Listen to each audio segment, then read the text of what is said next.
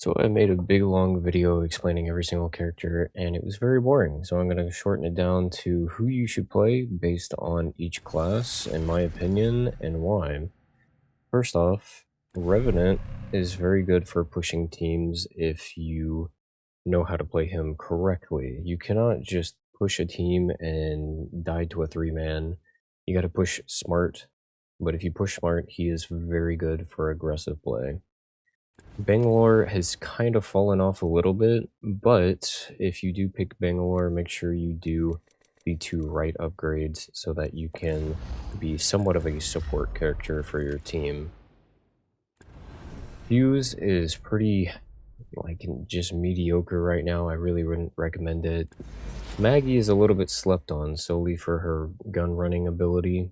And not to mention, if you do run into a lot of people that are setting up shop, like controller players, or, a Newcastle wall, she is great for using the big drill and burning all the people standing behind, like a Newcastle or building. Very slept on. Ballistic's okay. He's great for fighting, and that's it. And that's all he's ever been. I could break it down all of these characters more in depth later. I'm just trying to make a quick overrun of all the characters. Pathfinder is actually very good in ranked, so long as you do the second zip line charge and you can rotate around the map very quick and easy. Uh, Having the second zip line will be way more useful than you think. The two grapples is basically just for pubs. You don't really want to use this for ranked. You want to do something for your team, and doing so would be the zipline charge. Wraith is alright. Octane is crazy good, but he has a very specific playstyle. You have to be aware of where your team is because you can move around so fast. You don't want to get stuck alone. That goes for Horizon 2. She's also very good. You just need to be very aware of where your team is and if you're going to get ran down by yourself. Ash is okay. I think other skirmishers here, the four here, are better, as well as Alter. Alter is an amazing pick right now. Very, very slept on. Not only does she have access to the controller abilities, she also can, with her ult, reset a team extremely easy. Very, very slept on.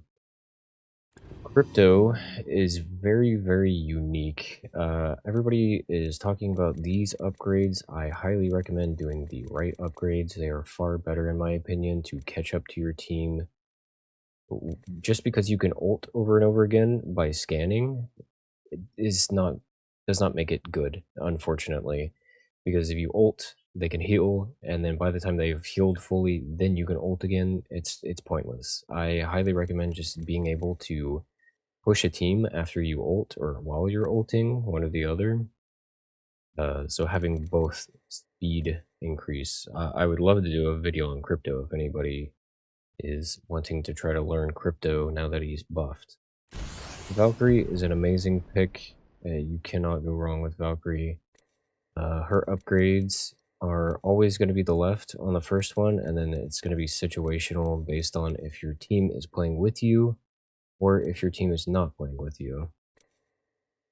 Seer is slept on as well, in my opinion, because if you choose the home base and then you get the second tack charge, you can send out scans every 2 to 3 seconds. I think it's 2 seconds when you're in your ult. It's extremely good. Advantage is just meh. There's far better characters. Like, you could just play Ballistic and get the same thing, but better. His ult is better than hers. If you want to have a sniper, or just play Sparrow too. Sparrow is a little bit slept on. A lot of people are like, oh, he's not that great. He's actually very good if you play him correctly. But since he's still somewhat new to people, I don't think people fully understand him. Lifeline, obviously very, very good. Mirage is kind of slept on, and the sleeper pick I will always say is Loba is the best solo character. Highly recommend playing Loba if you're solo queuing ranked. She's probably the best solo queue character. When you play Loba, you always want to do Wolf's Claws, so that you get a speed boost after you queue, or throw her bracelet. And then doing Escape Artist is not crazy, but it can help out, and it's just far better than getting gold bags for your squad. Getting gold bags for your squad is not that useful. Newcastle, I've never been the best, so I may be a little wrong on this, but in my eyes, the new upgrade Ready to Rumble is way better than doing the energy barrier for 4 minutes. Just my opinion. On the next one, however, I ran into this, and I really don't think it's that great. Maybe I'll be wrong in the future, but I really think the slam giving you 15 seconds of shield regen is way better, because a lot of the time you'll ult onto a teammate that's either down or about to die, and then when you get them up, you can shield regen while health regenning. This is just far better in my opinion.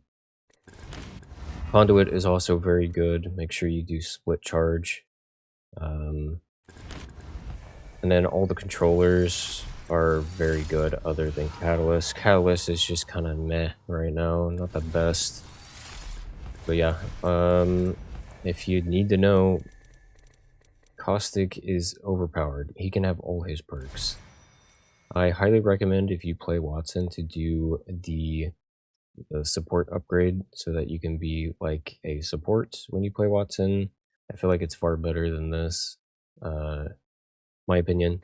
And then if you do Energized Healer, you can run something other than Overflow, because everybody crutches Overflow. I feel like you could run like a bunch of different stuff. I feel like it's a little slept on to use the extra shield amp. I forget which one that's called. That gives you the 25 extra. It makes it very hard for you to die if you play around your Jhin. You have that much more shield to play with. It makes you very, very annoying. But yeah, obviously Rampart is another slept on pick. If you've played her, you know that locked and loaded. And then most people do rebuild. I would recommend doing ramped up. I've noticed that the rebuild takes forever. It's really not that great. Most of the time you could just, set another amp on the ground, another amp cover instead. So I would recommend doing this for faster reloads and infinite ammo. Mostly the fast reloads is what's like the best thing, but the infinite ammo is very nice as well. But yeah, the fast reloads, and then if you are in a position to be able to use the ult behind the amped wall, this is very, very beneficial to that, even though I don't think her ult is the best. But yeah, that's my quick rundown. I made like an hour and a half long video, and I feel like this is far better. If you want me to go more in depth on somebody, why I didn't talk about certain characters like Bloodhound, I can go into depth on it. I just feel like it was a bit of a waste of time. It's kind of self-explanatory. Like Bloodhound's kit is just very meh. They need to rework him. And then, yeah, if you think I'm like, why on earth do I think crypto fast movement is better? I can make a video on that. I'll play crypto in a ranked game or whatever it is. Or maybe you have a legend that nobody makes videos on, like you're a real advocate player of Rampart and there's no videos on Rampart, or you play Maggie, or you play Ballistic. Anybody. I know how to play everybody other than Newcastle's kind of my weak link. But yeah, everybody else I could give you a rundown on. I could tell you how to play Newcastle. I probably just won't. It'll probably take me a lot longer to get good footage, but yeah, let me know what you guys think. Oh, if you want a video on what weapons to use, I could do that too. Almost everything is viable. I would highly recommend using Charged Sentinel right now, though. It is very, very strong. It's basically the Kraber.